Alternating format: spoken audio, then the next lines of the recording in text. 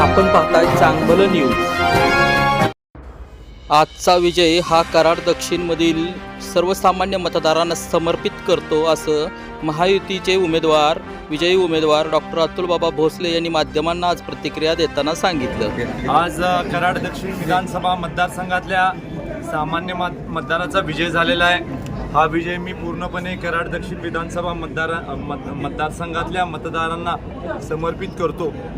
जे कार्यकर्ते अनेक दिवस माझ्याबरोबर राबले, मित्रपक्षाचे कार्यकर्ते राबले, त्या सगळ्या कार्यकर्त्यांना मी खूप धन्यवाद देतो।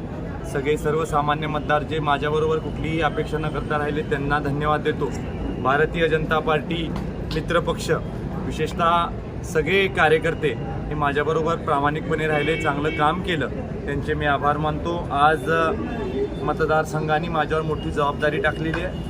मतदारसंघातल्या भल्यासाठी, चांगल्या कामासाठी भविष्यकाळात मी झटत राहणार आहे आणि जी जबाबदारी माझ्यावर टाकलेली आहे ती जबाबदारी व्यवस्थितरित्या पार पाडणार आहे। माजी मुख्यमंत्र्यांना पराभूत केल्याचा आनंद कितपत आहे?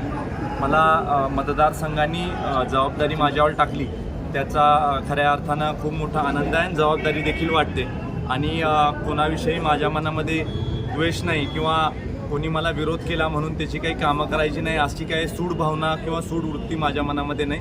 शांततेने सगळं पार पाडायचं आहे। एक गोष्टीची मला खंत आहे की मी पृथ्वीराज चव्हाण साहेबांकडनं खूप अपेक्षा केल्या होत्या की ठीक आहे ते विरोधात असतील आमच्या, पण त्यांनी इतक्या खालच्या पातळीवर जाऊन राजकारण नाही करायला पाहिजे होतं अशी माझी अपेक्षा होती। पण ठीक आहे, त्यांनी त्यांचा मार्ग निवडला, आम्ही आमचा मार्ग निवडला।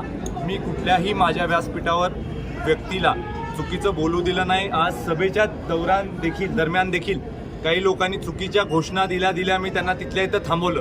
मी त्यांना सांगितलं की ही आपली संस्कृती नाही।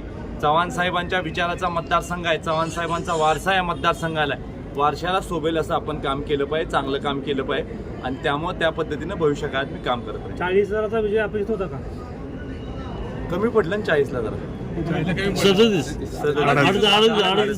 40 ओलांडलं नाही। आमचं ठरलेलं 35,000 होणार। तुम्ही किती गृहीत धरलं होतं? मंत्रिमंडळात आपल्याला संधी आमदारकीचं तिकीट मिळालं ह्यातच मी खुश आहे। तुम्ही किती अपेक्षित धरलं होतं मताधिक्य? काय आहे की किती अपेक्षित धरलं होतं, निवडून आल्यानंतर काय होणार याचा मी विचार केला नाही। लोकांनी मला स्वीकारलं ह्यात मी आनंदी आहे। आमदार अतुल बाबांचा